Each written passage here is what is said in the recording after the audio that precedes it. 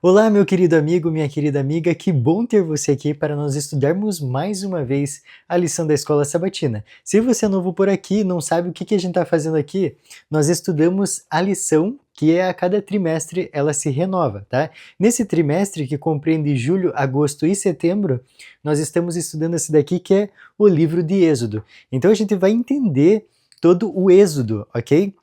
O segundo livro da Bíblia, o segundo livro do Pentateuco. Se você quiser acompanhar os nossos estudos, já tem 7, na verdade esse daqui é o sétimo, né? E você pode ver os primeiros 6 aí no canal. E para você não perder os próximos, já se inscreve aí para que quando eu postar o vídeo você receba a notificação. Essa semana nós estamos estudando o pão e a água da vida. E quando você ouve essa expressão, você lembra de quem? Com certeza você lembra de alguém, né? E a gente vai estudar isso hoje, ok? Então, antes de nós começarmos, eu gostaria de perguntar para você se você tem assistido o nosso quadro Ensinos de Jesus, que acontece todas as segundas às 8 horas da noite. Essa semana nós estudamos o que Jesus ensinou sobre a igreja. Então, um tema muito importante para você entender mais sobre esse tema, né? Então, se inscreve aí no canal para você não perder, porque na próxima segunda-feira nós vamos falar sobre os profetas, tá? Então, o que Jesus nos ensinou sobre os profetas. Antes de nós começarmos a lição, vamos fazer uma oração? Querido Pai que estás nos céus, muito obrigado a Deus por mais um estudo que o Senhor nos dá. Pedimos que o Senhor seja nosso guia nesse momento, para que possamos compreender o que o Senhor tem a nos dizer. É isso que pedimos e agradecemos em nome de Jesus. Amém. Então vamos lá, para você estudar você precisa da sua lição. Se você não tem ela, você pode baixar o aplicativo 7Me, tá? Que vai estar disponível lá a lição dos adultos, a lição dos jovens, meditações e um monte de coisa. Então é só baixar que você vai ter. Se você não quer ter esse app, tem aqui o link embaixo, tá? Que também você vai ter acesso ao material digital, ok? Então vamos lá para o nosso verso para memorizar, que está em Êxodo 16, dos versículos 28 a 30. Então outro item muito essencial para o teu estudo é a palavra de Deus, a Bíblia, tá? E uma caneta também para anotar e rever, né? Quando a gente anota os versos, fica mais fácil da gente chegar neles depois, né? Então vamos lá para Êxodo, capítulo 16, versículos 28 a 30. Então disse o Senhor a Moisés: Até quando recusareis guardar os meus mandamentos e as minhas leis? Considerai que o Senhor vos deu o sábado, por isso, ele no sexto dia vos dá pão para 2 dias. Cada um fique onde está. Ninguém saia do seu lugar no sétimo dia. Assim descansou o povo no sétimo dia. Eu não vou comentar esses versos que nós acabamos de ler, porque nós vamos ter um dia específico para falar dessa situação aqui, que é o capítulo 16 de Êxodo, tá? Então vamos para a nossa introdução da lição. Olha só, uma frase que diz aqui, que eu achei bem interessante, diz assim: Israel estava em uma jornada desconhecida. Vocês notam que é a mesma coisa que a gente vive? A gente sabe que vamos chegar em Canaã, né? Na Nova Jerusalém. E eles sabiam que eles iam chegar na Canaã terrestre. Só que o caminho até lá era muito tortuoso. O que a gente espera? Que vai ser um caminho fácil, né? Como eu falei em outras vezes, a gente tem a expectativa muito alta. Então vai dar tudo certo, mas os problemas acontecem, assim como aconteceu também na vez deles, né? A jornada é longa e difícil, mas nessa jornada é que nós aprendemos várias lições importantíssimas para a nossa vida, né? Eu achei muito legal de pontuar isso aqui. Olha só, Moisés era um líder presente e o povo tinha que seguir sua liderança se quisesse triunfar. Pensa, uma pessoa que anda com Deus, a chance de algo dar errado é muito mínima, né? Porque ela tem um constante relacionamento com Deus. E a gente sabe que pelos seus frutos os conhecereis, né? Outra parte da introdução diz assim: grande parte de seu crescimento espiritual dependeria de como eles enfrentariam esses desafios e como responderiam a Moisés, especialmente quando os desafios aumentassem. Então, como nós vimos na lição passada, diante de uma situação tenebrosa, como que você reage? Nós vimos que o povo de Israel reagia de um jeito. Já Moisés, por ele estar mais perto de Deus, ele reagia de outro. Então, se você não viu o nosso vídeo da semana passada, assista lá que tá bem legal, ok? E aqui vem um ditado chinês, né? Uma jornada de 1000 milhas começa com um único passo. E era exatamente o que Israel estava passando, né? Eles precisavam confiar tanto em Moisés quanto Deus. Mas, como nós veremos, eles não aprenderam essas lições facilmente, né? Muito pelo contrário. Nessa semana que nós estamos estudando, nós vamos ver 3 milagres, tá? E vamos começar então com o primeiro, que é a parte de domingo, que diz assim, águas amargas. Então vamos ver um pouquinho mais dessa história, então já pega aí a sua Bíblia, se você não pegou ainda, e já abre ali no capítulo 15, tá? Já deixa aberto aí que nós vamos ler alguns versos. Mas antes, eu gostaria de pontuar que essas histórias que estão na Bíblia, elas não são à toa, tá? A Bíblia, ela foi inspirada por um ser divino. Então, não tem nada aqui que veio à toa, sabe? Quando às vezes alguém vai escrever um livro e tenta encher com mais coisas só para ficar mais volumoso o livro, aqui não. Aqui é tudo detalhadamente planejado, ok? Então, todas as soluções de casos que a gente vê aqui, todas as soluções das histórias, são para nos ensinar alguma coisa. Então, é dessas histórias que nós vamos extrair muitas lições para a nossa vida. Então, você já percebeu que se você estiver em qualquer área da sua vida, a Bíblia pode te ajudar? Então, se você está triste, tem salmo para isso. Se você está feliz, tem salmo também. Se você está passando por uma história muito difícil, você vai encontrar algo semelhante, parecido com o que você está vivendo aqui. Por isso que é importante a gente estudar todo dia a Bíblia, ok? Porque quanto mais perto a gente estiver da Bíblia, mais perto a gente está de Deus, ok? Então, olha só, os episódios mostram que Deus traz solução e paz. No entanto, sua obra é afetada pela incredulidade das pessoas. Imagina, um pai que planeja todo o futuro do filho, né? Ah, meu filho vai estudar, vai fazer o ensino médio, depois vai entrar numa boa faculdade, vai fazer um bom curso. E aí quem que pode impedir esse sonho do pai? O próprio filho, né? Que é geralmente o que acontece, infelizmente, né? Então aqui a gente vê que a incredulidade das pessoas desviava o plano de Deus. Mas como Deus nunca é pego de surpresa, ele consegue transformar maldições em bênçãos. E isso é uma grande bênção na nossa vida, né? Outra frase, eles trouxeram sobre si muitas dificuldades por causa de sua incredulidade e indisposição para se arrepender. Então, assim como nós, né? Vocês veem que a história ela se repete. Por isso que a gente tem que saber, para saber lidar com as situações e tirar o melhor proveito delas, né? As melhores lições, ok? Então, vamos para a nossa Bíblia? Êxodo 15, dos versículos 22 ao 27, para a gente entender um pouquinho mais dessa história. Fez Moisés partir a Israel do Mar Vermelho e saíram para o deserto de Sur. Caminharam 3 dias no deserto e não acharam água. Afinal, chegaram a Mara. Todavia, não puderam beber as águas de Mara, porque eram amargas. Por isso chamou-se-lhe Mara. E o povo murmurou contra Moisés, dizendo: Que havemos de beber? Então Moisés clamou ao Senhor, e o Senhor lhe mostrou uma árvore.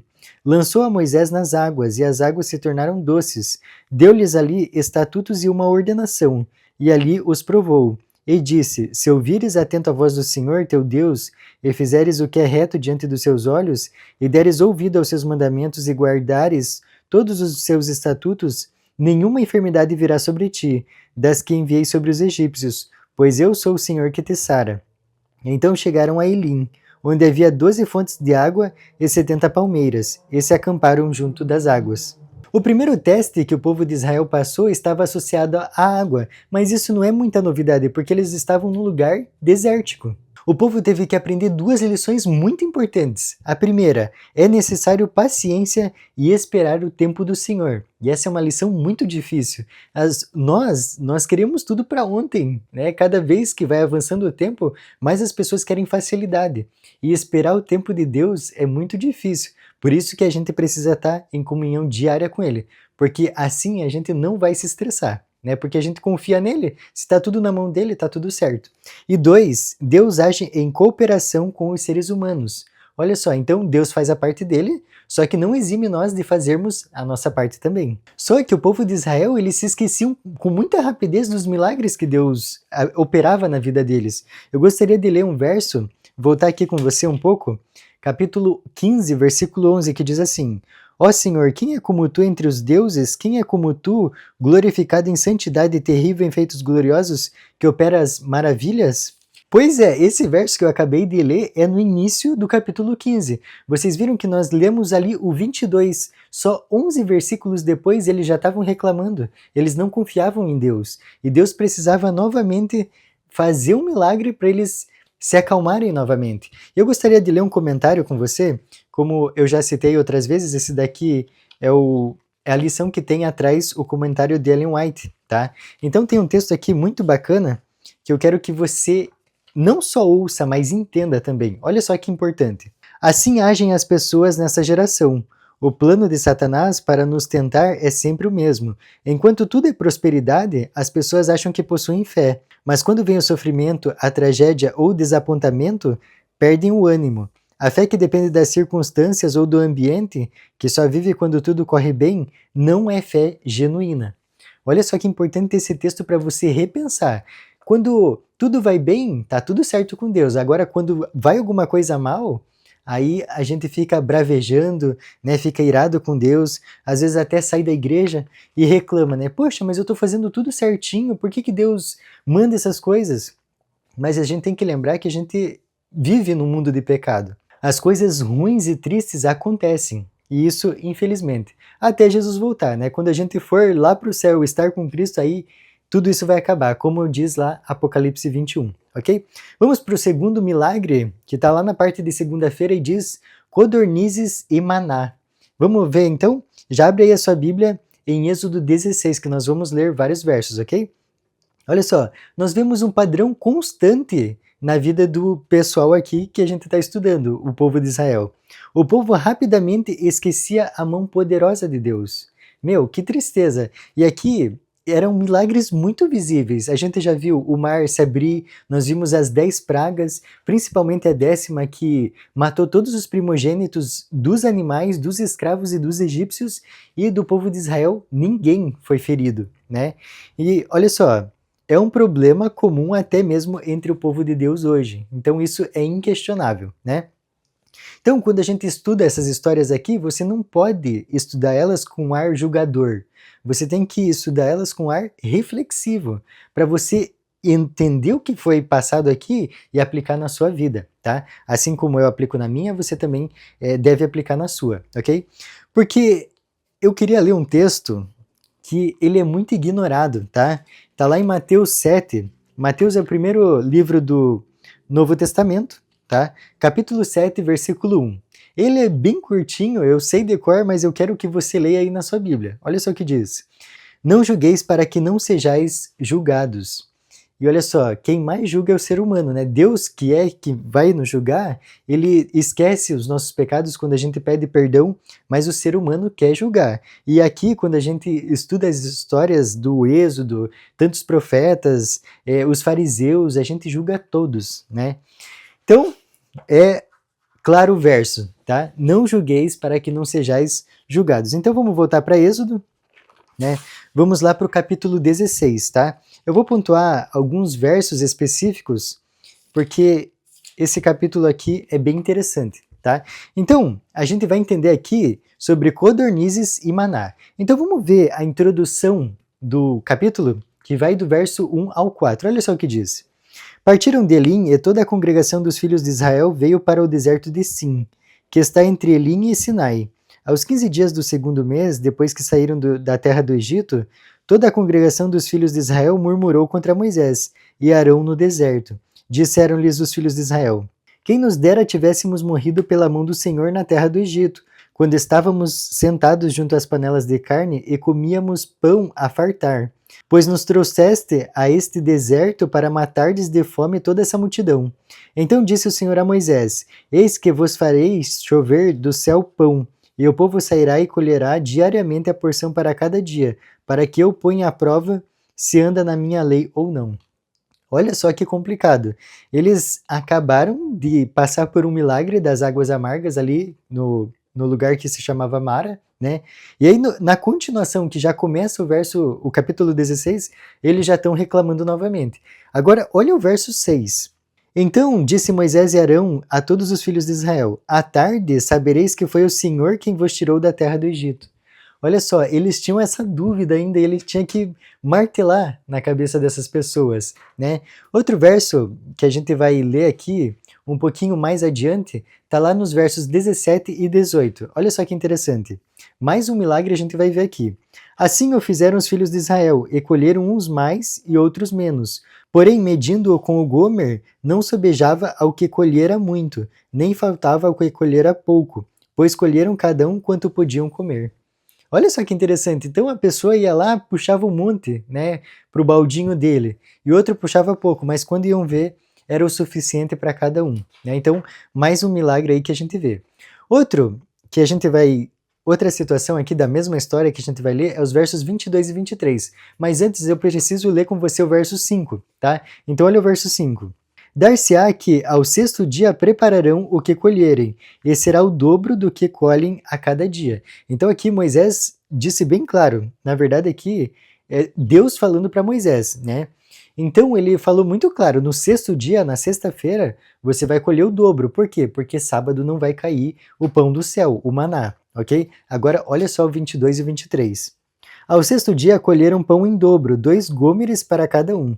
E os principais da congregação vieram e contaram-no a Moisés. Respondeu-lhes ele: Isso é o que disse o Senhor: amanhã é repouso, o santo sábado do Senhor. Então teve gente que foi reclamar porque outras pessoas estavam fazendo certo.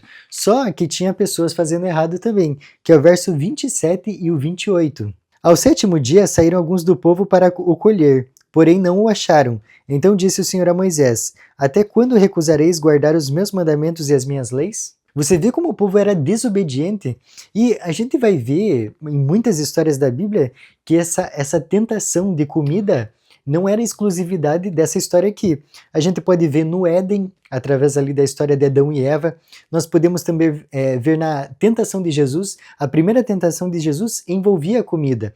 E também outra história bem conhecida que você deve saber também é a história de Esaú, né, quando vendeu a primogenitura dele por um prato de comida. Ok? Então, quantas vezes a desobediência de Israel esteve conectada ao alimento e à bebida? O maná é um pão celestial que Deus deu para os israelitas durante 40 anos na peregrinação do deserto. Além disso, ele usou a sua provisão sobrenatural para mostrar a importância do sábado, como nós vimos ali. Eu gostaria que você percebesse que os 10 mandamentos foram dados um pouquinho mais para frente. Então, se você for ver aí, os 10 mandamentos eles são descritos no capítulo 20. Aqui no capítulo 16, nós vimos que Deus já dava a importância do sábado. Então, muitas pessoas falam o quê? Que o sábado foi dado no Sinai, mas não. Aqui antes eles já sabiam do sábado, né? E o sábado ele foi dado na criação. Tá? Então, se você quer aprofundar seu conhecimento nesse estudo sobre o sábado, nós também temos aí no quadro Ensinos de Jesus, tá? Você pode acessar a playlist e você vai ver aí o mandamento esquecido, tá? Então é um estudo bem profundo sobre o sábado. Vamos então para a nossa parte de terça-feira que diz água da rocha. Vamos entender essa história então?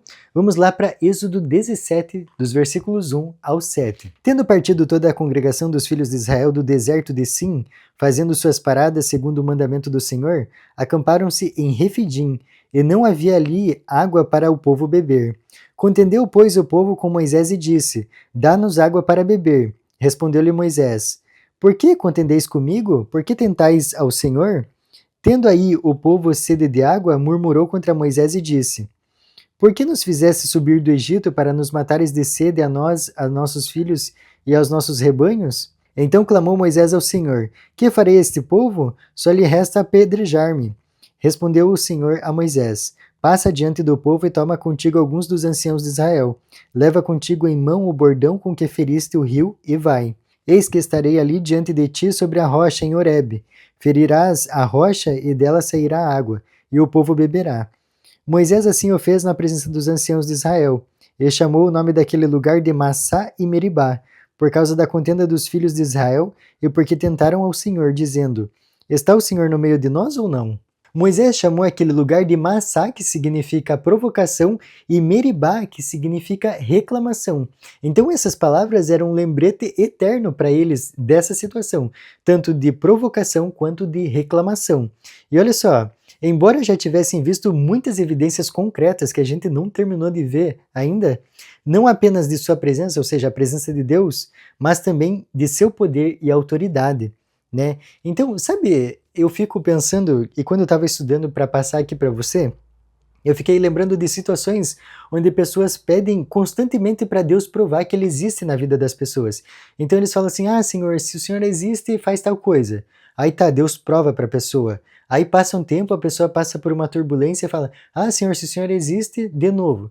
Puxa, meu amigo, puxa, minha amiga, não faça assim. Deus já provou que Ele é real, né? E se você tiver mais contato com a palavra de Deus, você vai ver o quanto Ele é real na sua vida.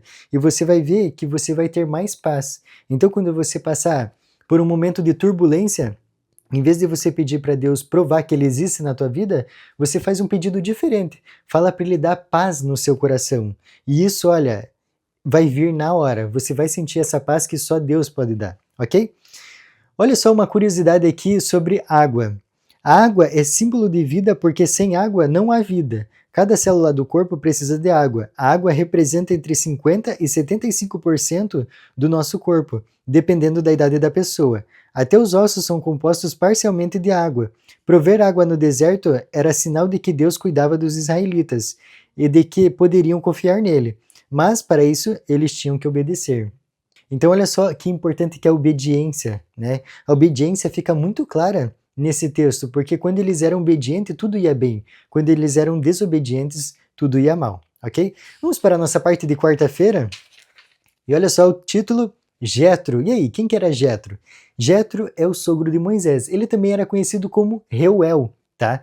E outra informação, quando ele vai entrar na história aqui, na verdade ele é citado em outras vezes, mas anteriormente nos capítulos, mas aqui quando ele é citado, ele está trazendo Zípora, que é a filha dele e esposa de Moisés, e também os dois filhos de Moisés, tá? Que é Gerson e Eliezer. Então, são informações que estão aí no capítulo 18, ok? Aqui traz a informação que quando Jetro com a família de Moisés estava chegando, ele saiu para recebê-los, tá? E tem mais uma informação que eu acho muito legal e a gente vai ler daqui a pouco, que Moisés ele começa a contar tudo o que aconteceu para Jetro. E aí, quando eu estava lendo essa história, na verdade, vamos ler na Bíblia primeiro, que depois eu comento. Olha só, então, capítulo 18, dos versículos 8 a 12, diz o seguinte: Contou Moisés a seu sogro tudo o que o Senhor havia feito a Faraó e aos egípcios por amor de Israel, e todo o trabalho que passaram no Egito e como o Senhor os livrara.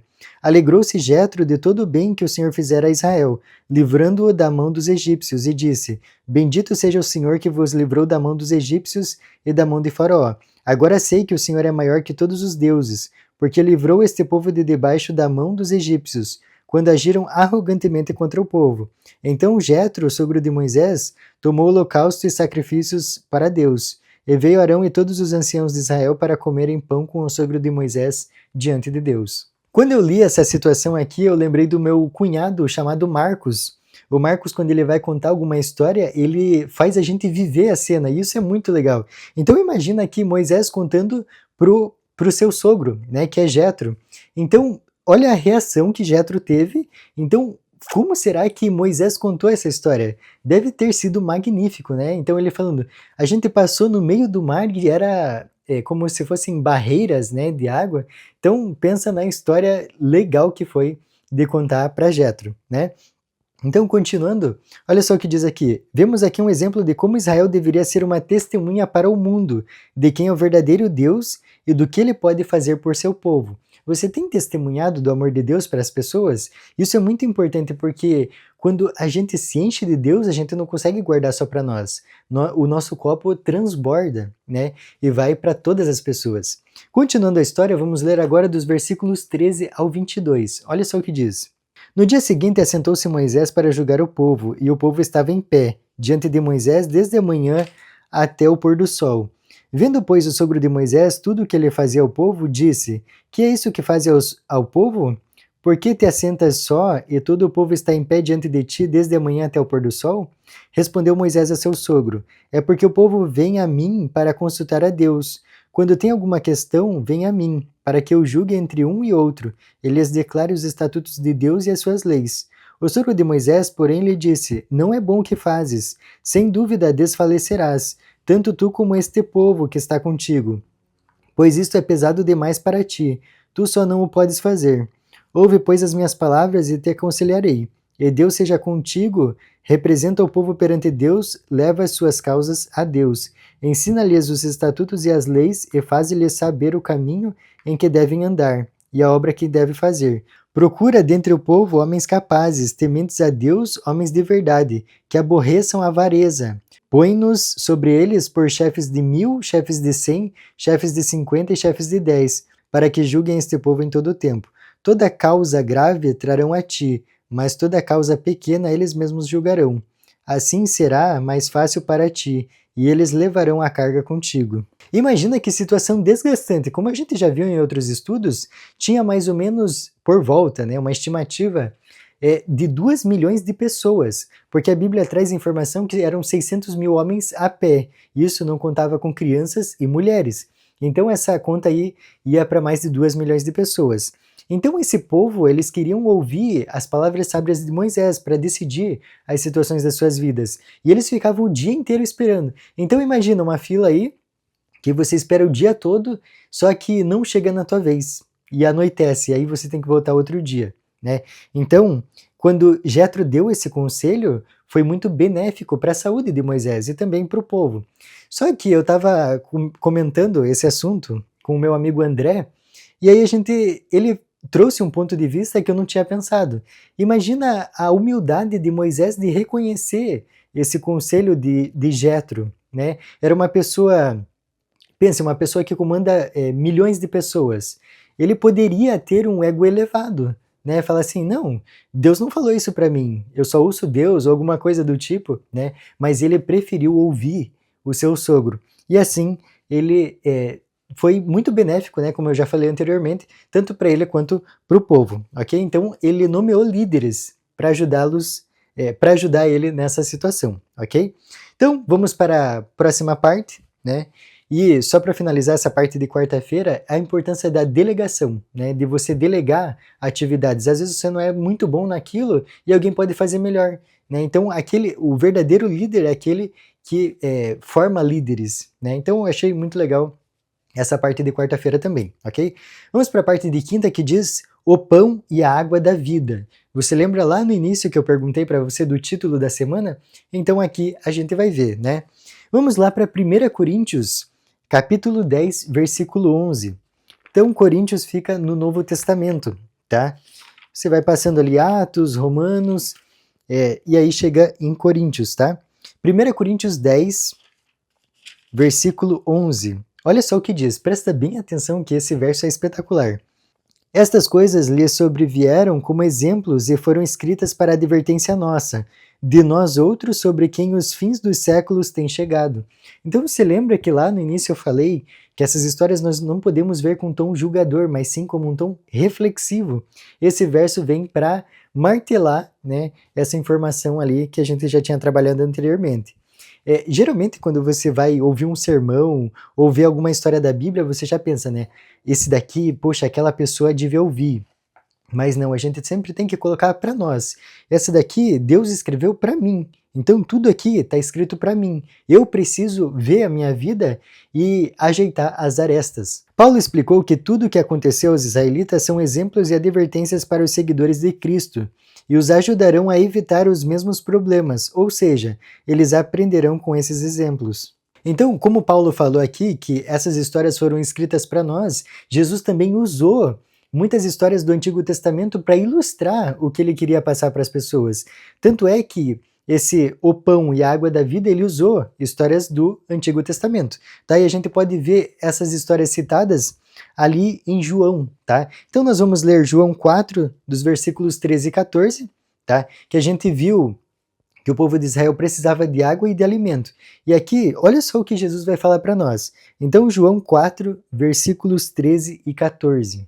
Afirmou-lhe Jesus: quem beber desta água tornará a ter sede. Aquele, porém, que beber da água que eu lhe der, nunca mais terá sede. Pelo contrário, a água que eu lhe der será nele uma fonte a jorrar para a vida eterna.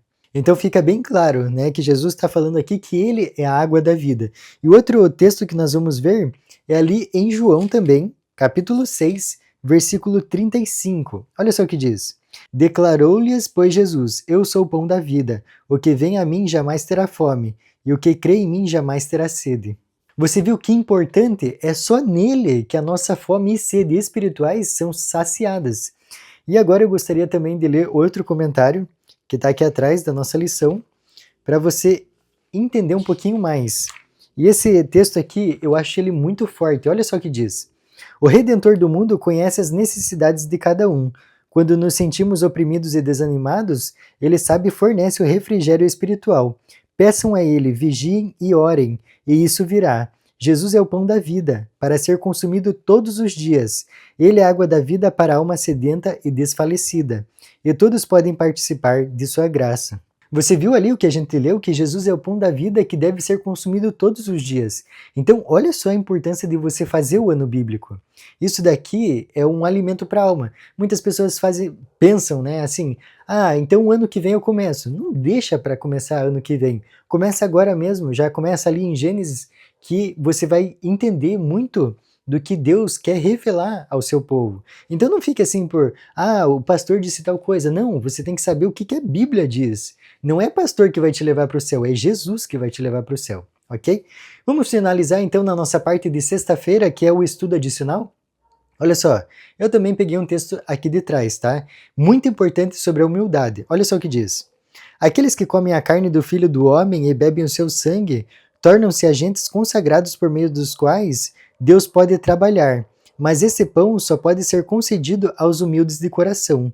Quanto mais humilde for nosso espírito, menos o eu será exaltado, mais profundo será nosso interesse pelas coisas da eternidade, e com mais eficácia, Deus poderá nos usar como canais de bênção.